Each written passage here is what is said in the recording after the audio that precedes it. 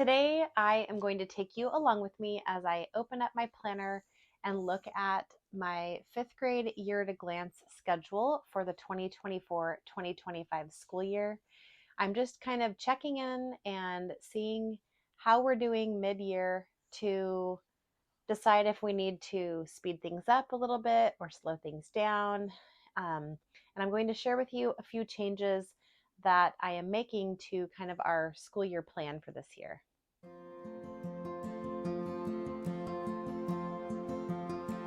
Hi everyone, welcome to our homeschool table. My name is Jerilyn. I am a mom of 3 kids, ages 10, 3, and 1. I do want to mention that this video is part of a collaboration with Davine from Calm in the Chaos Homeschool and Shauna from Homegrown Homeschool.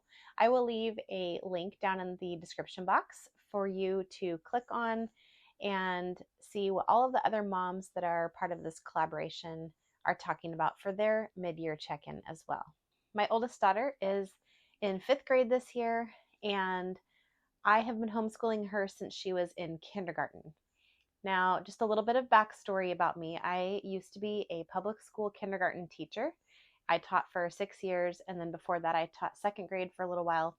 I definitely have that kind of planning checklist mentality ingrained in me, and I've been like that for a long time. So over the last few years, the way that I have planned out our school year is that I make a chart like this in Excel, and I plan out the 36 weeks of school. Now, that was all based on just what I had been seeing in the homeschool world as far as how curriculums are usually structured and just how people schedule their school years. And so I had always set that we would start. Basically, I would count backwards. I always wanted to be done by the end of May, kind of that week. The Friday after Memorial Day is usually when I would aim to be done. So I would just count backwards however many weeks I needed to be to have 36 weeks of school. And I would take a spring break and a week or two at Christmas. And usually we would do a couple days of school during Thanksgiving and things like that. So it would usually put us to start school mid-August, mid to late August. And here where I live in Oregon, school usually starts for public school the week of Labor Day. So for us to wait till then was a little bit late of starting school because that would push us into like mid-June for doing school. So with all of that said, I have always planned that way. And I was never really interested in year-round homeschooling, or last year I'd tried kind of that Sabbath schooling method where people plan 6 weeks of school and then take a 1 week break, and 6 weeks of school and a 1 week break. I just never could quite get it to fit right. And I realized that part of our struggles sometimes with our school is that if we take a break, it's really hard to come back. I especially noticed this last August of 2024 when we had taken most of the summer off. We had done a little bit of math here and there because I was doing some math workbooks just to keep my daughter fresh in multiplication and division before she started fractions this year, and just little things like that. But what happened was in August, I had a 3.5-year-old and a just 1-year-old. And they were actually the ones that struggled a lot with us starting school up again, because we had been going from playing every day and being able to go places at any moment, and just they were used to having their big sister available to play with anytime they wanted.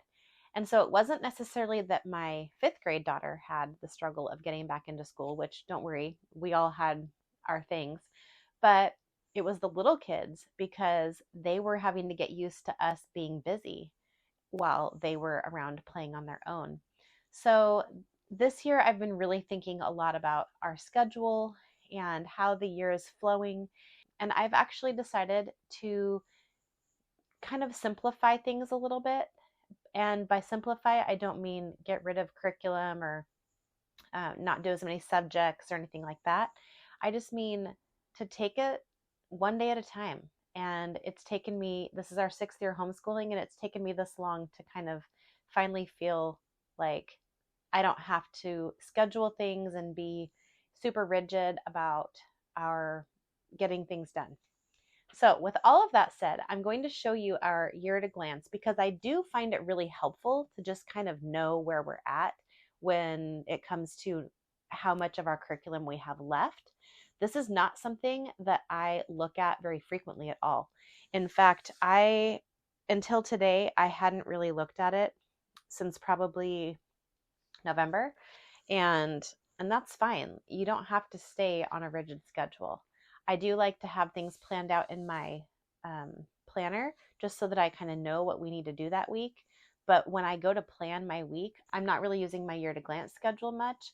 It's more of just what's next. And that's just kind of the mentality that I would like to move forward with in our homeschool, is just what's next. So I will go ahead and flip the camera around and just show you kind of what I had mapped out for our school year and where we're at currently. So here's my year at a glance schedule for 2024-2025. Again, this is for my 5th grade daughter. And so it has 1 through 36. That's the amount of weeks that I had kind of intended on doing school when I structured this. And then I just went ahead and went through how many lessons there were for each of the subjects. So we have math, we have Fix-It Grammar, typing. This typing program, we're using the Good and the Beautiful Typing 1, and that has 80 lessons. So I figured about 2 times a week, which has been happening. Written narrations, 1 time a week. Science, we changed what I had originally intended to do. We had changed kind of right at the beginning of the school year. I think we started in the 3rd or 4th week of school. So each of the lessons for science, I kind of rewrote here 1, 1, 2, 2, 3, 3, because each lesson is scheduled for 2 weeks. So that's what all of these little numbers mean here. There are 14 lessons total. Sunlight, there are 36 weeks of plans scheduled, and same with the level E readers, that's through Sunlight as well. So if you look here, I've marked out on this side how many weeks of school we've actually done. This coming week that we will be starting the 2nd full week of January will be our 18th week. So that's about halfway. And as you can see here, we've only completed through lesson 10. We are currently on lesson 11 and we'll be finishing that this next week. But that's fine. We're just doing the next lesson on the next day, and that's just how we're rolling with it. Fix-It Grammar, you'll notice that we're ahead a little bit. And the reason that we're ahead is because I decided that during Christmas break, my daughter would still do Fix-It Grammar a couple times a week. And so she was actually able to get 2 weeks worth of, or excuse me, she was able to get 1 week's worth of Fix-It Grammar done during our 2-week Christmas break. So she's a little bit ahead there. We have 2 weeks left of that, as well as I had forgotten to put on here Christian Light Education Reading 5. That was a curriculum that needed 20 weeks of school. And at the end of January, we will be done with Fix-It Grammar and Christian Light Education Reading 5. And then stay tuned because we are going to be starting something new for language arts, and I'll be sharing about that in the next few videos. So typing's going fine. We've been doing that every week. Same with written narration. Science, we have gotten through lesson 6. I marked here. So I guess technically we're a few weeks behind, but that's because we took December. In December, we did 1 lesson over a 3-week period instead of a 2-week period. So that took us a little bit longer. And then we worked on it very little this last week. Sunlight, we are at week 14. Again, during Christmas break, I had decided to go ahead and basically stop doing Sunlight so that we could work on our Advent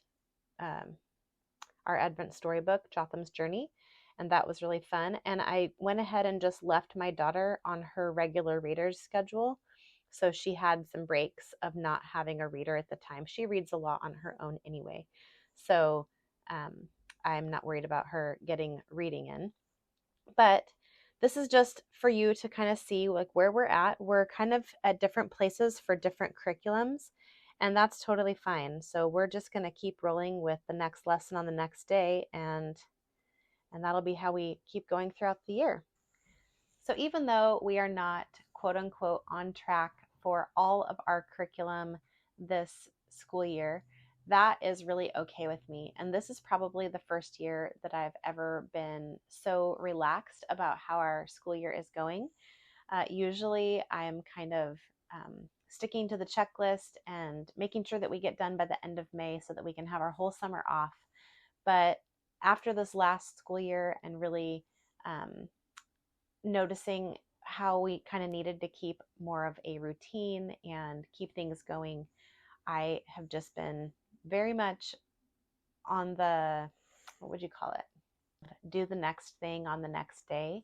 And if you skip a day, you skip a day. And we like to have kind of a very open Friday. That's a day when I do the majority of my house cleaning and things like that. Some weeks we have a music class that we go to, so we're gone for like half the day.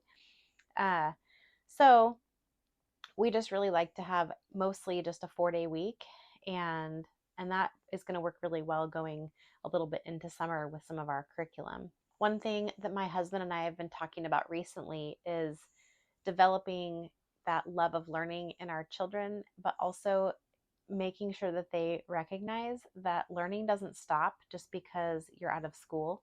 Learning is something that is always happening, and we're still learning as adults, and we want them to kind of see that there's never a stop and start. There, it just keeps going. And so, especially with the fact that most people that are working have a year-round work schedule, so maybe it's okay to just have our homeschool be year-round as well.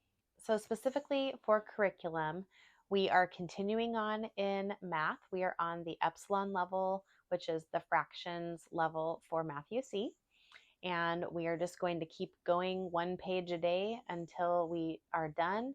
And then what we'll probably do is we will, wherever we finish, so if it's in June or July, we'll just kind of stop right there, maybe do a little bit of extra practice, and then we'll pick up our next year's curriculum probably mid-August. So if that means we get a week off, great. If that means we get 4 or 5 weeks off, then that's fine too. So we're just going to kind of keep plugging away at that and not worry so much about our little schedule. Right now, at the end of January, my daughter's going to be finishing up her Fix-It Grammar Level 1 and also her Christian Light Education Reading 5. So I had scheduled those to both end at the end of January. And the reason for that is because Fix-It Grammar, she actually started last year. She had done 10 weeks of Fix-It Grammar Level 1 in 4th grade, and then she started in week 11 in 5th grade. So that's why she didn't need as long for that curriculum. As far as our Sunlight studies go, which covers History, Bible, and Literature, we are still using the Sunlight Level E History, Bible, Literature curriculum, and that is the second year of 2 for American history. So we are still plugging away at that. We actually just finished week 14 this last week in January. And so we are going to keep on going. Now, I have noticed in the last few times that I've gone through a History, Bible, Literature level that this part of the year is actually a little bit lighter on books. So there have been days that we actually double up on the history readings and things like that. I'm also having my daughter do a little bit more of the history readings independently. And so that is taking a little bit off of my plate as far as the things that I need to read aloud to her, which is working really well.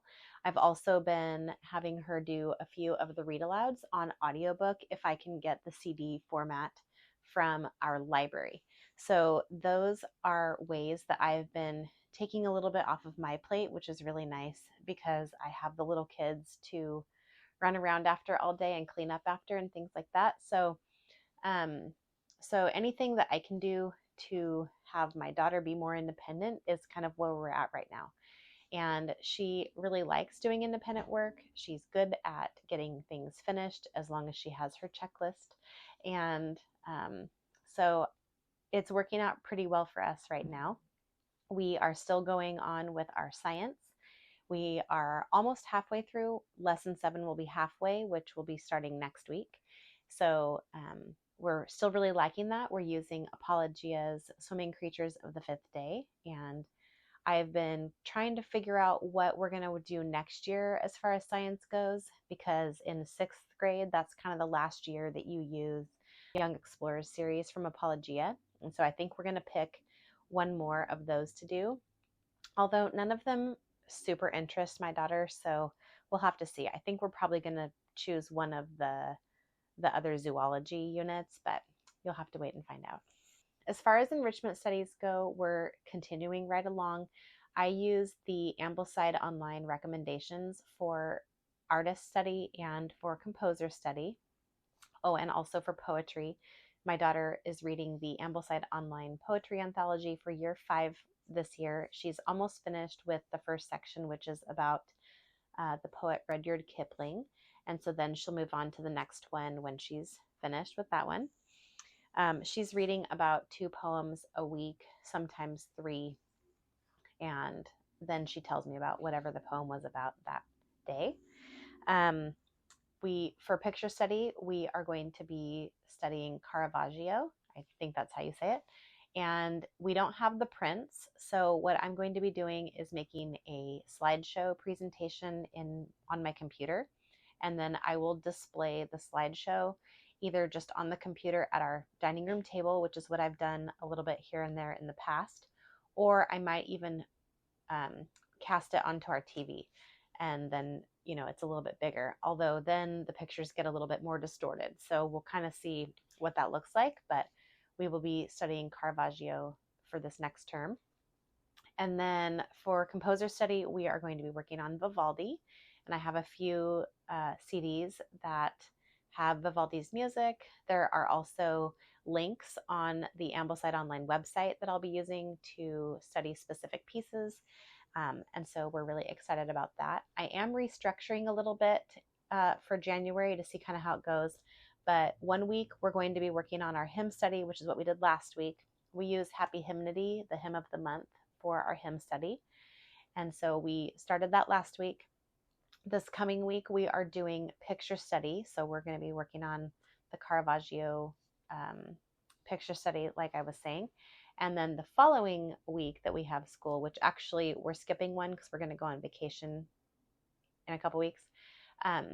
So then the last week of January, we'll be doing our composer study and listening to Vivaldi. So I think everything's going to work out really well for that. And I'm excited to kind of change things up a bit. Please stay tuned for what we're going to be switching to for our language arts curriculum. I'll be sharing about that in the next couple of weeks. And of course, letting you know how that's going. So what you can expect here on my channel for the next couple of months, I will be doing some reviews about the Fix-It Grammar Level 1 that we're just finishing, along with Christian Light Education Reading 5 that we're just finishing. So those will be up in the next month or so. If you have any other specific curriculums that you want a review on sooner than later, please let me know down in the comments, because I will make sure that I do kind of people's preferences first, and then I will continue on with all of the other reviews of our 5th grade curriculum. All in all, this year is going really well so far. I feel the most relaxed in this school year than any other school year before, which I'm really glad about. And it's kind of funny because when we first started, I only had one child in kindergarten, but then now I have 3 kids and little toddlers and babies running around. So you would think that it would be more stressful, but it's actually feeling really good. So I'm pretty happy about that. We'll see if I'm still feeling that way in a few months, so you'll have to check back. Well, I think that is about all I have to say about our mid-year check-in. And if you have any questions or comments about anything that we're using, please let me know. I am happy to chat about that in the comments, or make some other videos depending on what you have questions about. Don't forget to check out that playlist linked down below in the description box so that you can see what all of the other moms are sharing about for their mid-year check-in as well. And thank you to Davine from Calm in the Chaos Homeschool and Shauna from Homegrown Homeschool for hosting today's collaboration. Thank you so much for hanging out with me today, and I will see you next time.